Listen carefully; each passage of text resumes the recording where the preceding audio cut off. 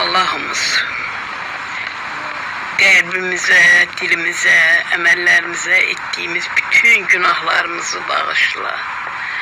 Biz şehit aileleri bile bile ve bilmeden ettiğimiz səhvlərimizi, səhv danışıqlarımızı, pis düşüncelerimizi ve her hansı yanlış emellerimizi sen bağışla ya Rabbim. Bize doğru yol göster, kalbimizi temizle, nefsimize hakim olmağı biz şehit ailelerine öğret ya Rabbim. Günahlarımızdan tövbe etmeyi ve sana yönelmeyi bize yardım et. Biz şehit ailelerine ya Rabbim, her şey senin üzerindedir. Bizi doğru yola yönelt.